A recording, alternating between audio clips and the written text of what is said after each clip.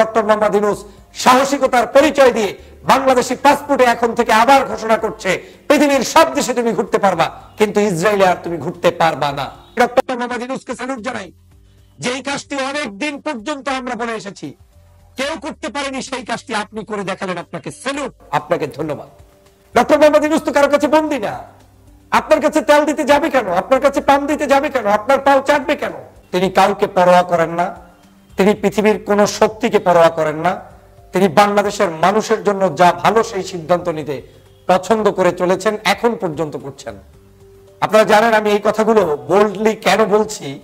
অন্যতম কারণ হচ্ছে বাংলাদেশে দীর্ঘদিন পর্যন্ত আপনারা শুনে এসেছেন যে আমাদের মুসলমানদের উপরে নির্যাতন করেছে, নিপীড়ন করেছে, শিশুদের অধিকার হরণ করেছে।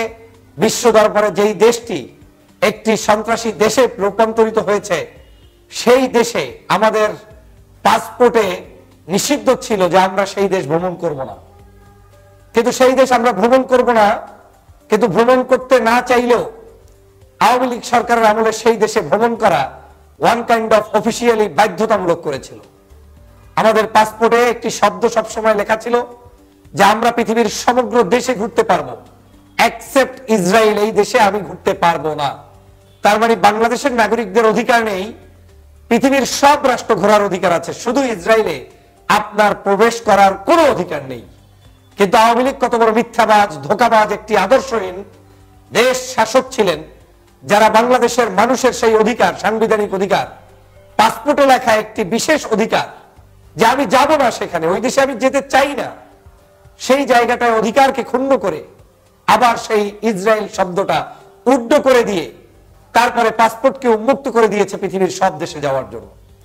এবং সেই সব দেশে যাওয়ার জন্যই আজকে বাংলাদেশের মধ্যেও বিভিন্ন দালাল সেট করে রেখেছে, যাতে তারা সেই দেশে আবার যায়, খেলখিলিয়ে ওখানে বসে ভিডিও করে, হাসে কিংবা আলোচনা করে, আবার জাতিকে তামাশা দেখায়। আজ বহুদিন পর আমরা বারবার গত প্রায় যখন থেকে এই পাসপোর্টে সেই আওয়ামী লীগ ইসরায়েল শব্দ বাতিল করেছে, আমি শত শত টকশো করেছি, সেখানে আমি বারবার বলেছি এই শব্দ আওয়ামী লীগ নিষিদ্ধ করেছে। কিন্তু আওয়ামী লীগ যে এই শব্দটা ওখান থেকে উড্ড করে ফেলেছে, সেটা কোনো আওয়ামী লীগের নেতা আমার সাথে মানতেন না। সবাই বলতেন এটা প্রিন্টিং মিস্টেক হয়েছে, এটা একটা মিস্টেক, এটা একবার ছিল আর একবার আসবে না, এইভাবে করে টকশোতে তারা ধোঁকাবাজি করত। কিন্তু পাসপোর্ট এটা মিস্টেকের জায়গা না। এটার পাসপোর্টের প্রত্যেকটি শব্দ, প্রত্যেকটি অক্ষর, এটা এমন একটি শব্দ এবং অক্ষর, এখানে কোনো বাড়তি কমতি দেওয়ার কোনো সুযোগ নেই। কিন্তু সেই মিথ্যাচারের আওয়ামী লীগের লোকেরা আমার সাথে বলতো ইসরায়েল শব্দটা এখনো উইদাউট ইসরায়েলি আছে, কিন্তু পাসপোর্টে আসলে এটা ভুলে বাতিল হয়ে গিয়েছে। আজ প্রমাণ হয়েছে ভুলে বাতিল হয় নাই। সরকার সেই সময় এই পাসপোর্ট থেকে ইসরায়েল শব্দটাকে নিজেরা বাদ দিয়ে ইসরায়েলের সাথে গোপন সম্পর্ক করেছে। সেখান থেকে তারা কি ক্রয় করেছে আপনারা নিশ্চয়ই জানেন। গোপন মেশিন ক্রয় করে আমার দেশে বিভিন্ন ধরনের তদন্ত করতে, গোপনে আমার দেশের স্বাধীনতাকামী মানুষদের বিভিন্ন চরিত্র হনন থেকে শুরু করে তাদের ব্যক্তিগত স্বাধীনতায় হস্তক্ষেপ করত। তারপরে আপনারা জানেন যে এই পাসপোর্ট থেকে তারা সেখানে তাদের নামটা উড্ড করে দিয়ে তাদের রাষ্ট্রের সাথে একটা গোপন সম্পর্ক চুক্তি করা শুরু করেছিল।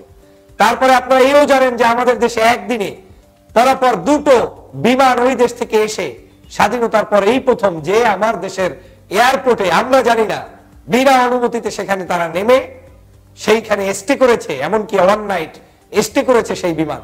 সেই বিমানে কি ক্রয় করে তারা নিয়ে এসেছে আমরা আজও কিন্তু জানতে পারিনি।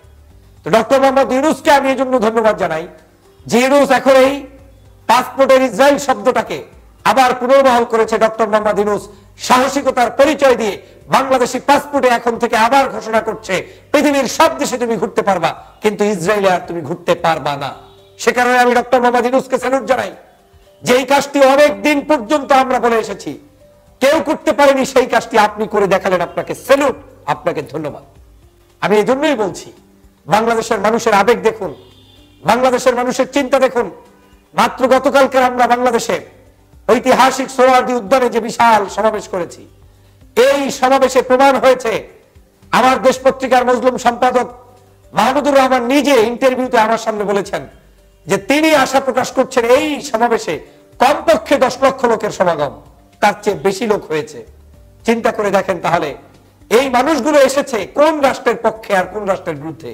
প্যালেস্টাইনের পক্ষে, স্বাধীনতার জন্য তারা এসেছে, এবং ইসরায়েলের সকল প্রকার অন্যায় অত্যাচারের বিরুদ্ধে তারা কিন্তু সেখানে মিছিল করেছে, মিটিং করেছে। এবং একদিনের মধ্যে আজকে ডক্টর মোহাম্মদ ইউনূস যে এই সিদ্ধান্ত জানিয়ে দিতে পারলেন, এটাই হচ্ছে একটি সরকার যখন জনগণের সরকার হয় তখন সেই সরকারের পক্ষেই এটা করা সম্ভব। ডক্টর মোহাম্মদ ইউনূস তো কারো কাছে বন্দী না। আপনার কাছে তেল দিতে যাবে কেন? আপনার কাছে পান দিতে যাবে কেন? আপনার পাও চাটবে কেন? ইউনূস জনগণের মনোনীত সরকার বিদায় এই সাহসী সিদ্ধান্ত নিয়ে জনগণকে আজকের মুক্ত করে দিতে পেরেছে। জনগণ যেটা চাচ্ছে সেটাই আজকে ডক্টর মোহাম্মদ ইউনূস করে দিলেন। আমি সে কারণে বারবার এই সরকারের প্রতি আমাদের পূর্ণ সমর্থন ব্যক্ত করি এবং এ কারণেই আমি ডক্টর মোহাম্মদ ইউনূসের প্রতি আস্থা পোষণ করি। আমার বিশ্বাস বাংলাদেশের প্রয়োজনে, দেশের প্রয়োজনে, জাতির প্রয়োজনে তিনি কখনোই কোনো কারো কাছে মাথা নত করবেন না। দেশকে রক্ষার জন্য তিনি সর্বোচ্চ চেষ্টা চালিয়ে যাবেন। আজ যা হচ্ছে ওই দেশে সেটা মানুষ মেনে নিতে পারে না। মানে ইচ্ছা করে করে মানুষের উপরে অত্যাচার, জুলুম, নির্যাতন, আরেকটি দেশ দখল করা, এটা কোনো সংবিধান, এটা কোনো বিশ্ব সভ্যতা কোনো কিছুতে থাকতে পারে না। অতএব আমরা সেই জায়গায় আজ বিশ্বের কাছে যারা এতটাই খারাপ রাষ্ট্রে রূপান্তরিত হয়েছে তাদের রাষ্ট্রে আমরা আবার ঘুরতে যাব, দেখতে যাব, তাদের সাথে আমরা কূটনৈতিক সম্পর্ক করবো, মোটেও হতে পারে না। আপনারা জানেন তাদের সাথে আওয়ামী লীগের কূটনৈতিক সম্পর্ক আছে। সজীব ওজের জয়ের সাথে দেখা হয়েছে, ওদের সাথে মেহেদী সাফাদের সাক্ষাৎ হয়েছে। সজীব ওজের জয়ের, মেহেদী সাফাদের নিজে সাক্ষাৎকার দিয়েছে। অতএব তারা তাদের সেই গোপন ষড়যন্ত্র তাদের সাথে করেছে, তাদের সাথে সম্পর্ক করেছে কূটনৈতিক ভাবে। তারা আমার দেশে এমনকি আর কিছুদিন গেলে এমনকি তাদের এম্বাসি প্রতিষ্ঠা করতে পর্যন্ত পারত বলে আমার কাছে মনে হচ্ছে, যে নিয়ে আমি বারবার প্রতিবাদ করেছি। আমার দেশের সাথে ওদের কোনো সম্পর্ক রক্ষা করা যাবে না। যে করবে তার বিরুদ্ধে আমাদের আন্দোলন অব্যাহত রাখতে হবে। আমি এই সরকারকেই বলবো, আপনারা এই সংস্কার যা করার করে যান। না হয় অন্য রাজনৈতিক দল বিভিন্ন কারণে বলবে আমাদের সাথে কূটনৈতিক সম্পর্কের স্বার্থে, জাতীয় স্বার্থে, আন্তর্জাতিক স্বার্থে অনেক কিছু ছাড় দিতে হয়। এই ছাড় দিতে দিতে আমার দেশের মানুষের চিন্তা চেতনার উপরে আঘাত করা হচ্ছে। অতএব আমি মনে করি আপনারাই হচ্ছেন যোগ্য সময়ের যোগ্য নেতৃত্ব। আপনারা বাংলাদেশের মানুষের মূল মনের ব্যথা অনুভব করে সেই পাসপোর্ট থেকে যেভাবে আপনারা ইসরায়েল শব্দটা বাতিল ঘোষণা করেছেন, এভাবেই বাংলাদেশের প্রত্যেকটি জায়গায় আপনারা সংস্কার করে এদেশের সকল দালাল মুক্ত একটি বাংলাদেশ গঠন করবেন।